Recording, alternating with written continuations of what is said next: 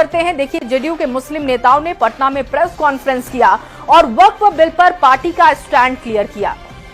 JDU के मुस्लिम चेहरों ने एक साथ प्रेस कॉन्फ्रेंस करके सीएम नीतीश के प्रति अपनी निष्ठा जाहिर की। जेडीयू प्रवक्ता ने बताया कि जेडीयू ने जेपीसी के 5 सुझाव जो उन्होंने दिए थे वो मान भी लिए गए और सभी सुझाव मान लेने के बाद जेडीयू ने वक्फ संशोधन विधेयक का समर्थन किया है। आपको रिपोर्ट दिखाते हैं और उसके बाद इस खबर को विस्तार से समझाएंगे।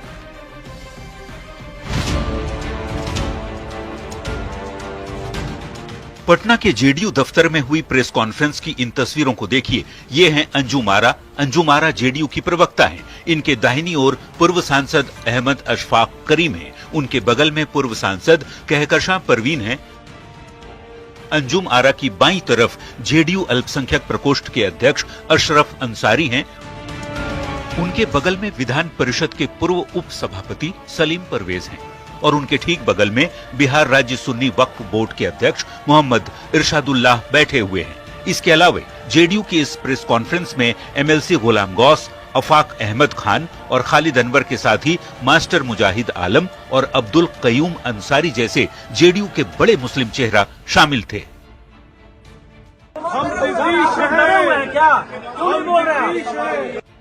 जेडीयू के मुस्लिम चेहरों ने प्रेस कॉन्फ्रेंस कर ये साफ कर दिया कि नीतीश मुस्लिमों के हितैषी हैं और ये उनके साथ हैं। किसी ने भी कोई इस्तीफा नहीं दिया। सब लोग माननीय मुख्यमंत्री श्री नीतीश कुमार जी के नेतृत्व में आस्था विश्वास व्यक्त कर रहे हैं और हम लोगों को उम्मीद है कि माननीय मुख्यमंत्री जी जो भी कार्य करते हैं इस समाज के हित के लिए किए हैं। उन्होंने बहुत सारा काम किया है। जेडीयू के मुस्लिम नेताओं ने बताया कि जेडीयू ने जेपीसी को 5 सुझाव दिए थे और सरकार के सभी सुझाव मान लेने के बाद ही जेडीयू ने वक्फ संशोधन विधेयक का समर्थन किया। 5 सुझाव हम लोगों ने दिया था जेपीसी के समक्ष और वो 5 सुझाव बिल में इनकॉर्पोरेट बिल में उसको लाया गया तो हमारी पार्टी ने समर्थन दिया।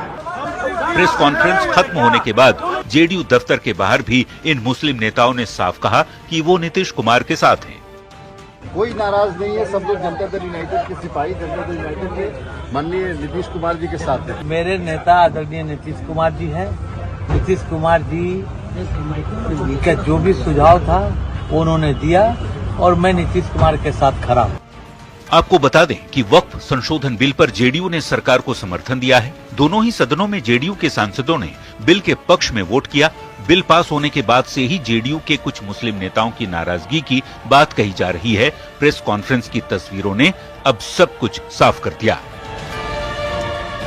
न्यूज़ 18 के लिए पटना से आनंद अमृतराज के साथ ब्यूरो रिपोर्ट। तो रिपोर्ट आपने देखी और अब आपको खबर समझाते हैं विस्तार से। देखिए, वक्फ संशोधन बिल पर जेडीयू ने सरकार का साथ दिया, जिसके साथ पार्टी के कुछ नेताओं ने इस्तीफा भी दिया और ये कहा जाने लगा कि जेडीयू के मुस्लिम नेता नाराज हैं।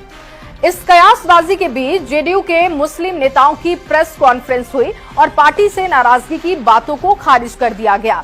नेताओं ने कहा कि नीतीश में ही उनकी निष्ठा है और वो वक्फ बिल पर पार्टी के स्टैंड के साथ हैं। अब ये जानना जरूरी है कि प्रेस कॉन्फ्रेंस में कौन कौन से नेता शामिल हुए थे और उनका पार्टी या बिहार की राजनीति में क्या कद है। तो आइए इसे भी विस्तार से समझते हैं। जेडीयू के प्रेस कॉन्फ्रेंस में पूर्व सांसद अहमद अशफाक करीम पहुंचे थे। पूर्व सांसद कहकशां परवीन और इसके साथ ही विधान परिषद के पूर्व उप सभापति सलीम परवेज भी शामिल हुए थे। इसके अलावा 2024 में लोकसभा उम्मीदवार और पार्टी के पूर्व विधायक मास्टर मुजाहिद आलम भी पीसी में शामिल हुए थे। इसके अलावा भी जेडीयू के कुछ मुस्लिम नेता पहुंचे थे। इन 3 नेताओं के नाम भी आपको बता देते हैं। देखिए, एमएलसी गुलाम गौस पहुंचे थे पीसी में, अफाक अहमद खान वो भी पीसी में पहुंच गए थे और खालिद अनवर भी प्रेस कॉन्फ्रेंस में दिखाई दिए। बता दें कि गुलाम गौस को लेकर कई तरह की बातें हो रही थी, लेकिन उन्होंने पीसी में शामिल होकर स्थिति को साफ कर दिया कि वो नीतीश कुमार के साथ हैं, क्योंकि लगातार उनकी नाराजगी की बातें सामने आ रही थी। इसके अलावा बिहार मदरसा बोर्ड के पूर्व चेयरमैन अब्दुल कयूम अंसारी, बिहार राज्य सुन्नी वक्फ बोर्ड के अध्यक्ष मोहम्मद इरशादुल्लाह और शिया वक्फ बोर्ड के अध्यक्ष सैयद अफजल अब्बास भी पीसी में पहुंच गए थे। इसके अलावा जेडीयू प्रवक्ता अंजुम आरा वो भी दिखाई दी, जेडीयू के अल्पसंख्यक प्रकोष्ठ के प्रभारी इकबाल हैदर भी पीसी में मौजूद रहे। अब ये जानने की कोशिश भी कर लेते हैं कि हाल के दिनों में किन नेताओं ने जेडीयू से इस्तीफा दिया, क्योंकि ये चर्चा का विषय है, तो उनके नाम भी आपके सामने रख रहे हैं। देखिए, राजू नैयर, मोहम्मद नवाज मलिक, कासिम अंसारी और मोहम्मद तरबेज सिद्दीकी अली के साथ कुछ और नेता हैं जिनके इस्तीफे देने की खबर सामने आ रही है, लेकिन पार्टी की तरफ से कहा जा रहा है कि इनका कद कोई बहुत ज्यादा नहीं है, इसलिए चर्चा का विषय नहीं होना चाहिए। पार्टी का कहना है कि इस्तीफा देने वाले नेताओं में कोई भी बड़ा नेता नहीं है। ऐसे नेताओं को पार्टी के अंदर भी लोग नहीं जानते। जिस कयूम अंसारी को लेकर खूब बातें की जा रही हैं और चर्चा हो रही है, वो कयूम अंसारी 2020 का चुनाव जेडीयू से नहीं लड़े थे और कयूम अंसारी को 500 के करीब वोट भी मिला था। मतलब इस्तीफा देने वाले कोई बड़े नेता शामिल नहीं है। वक्फ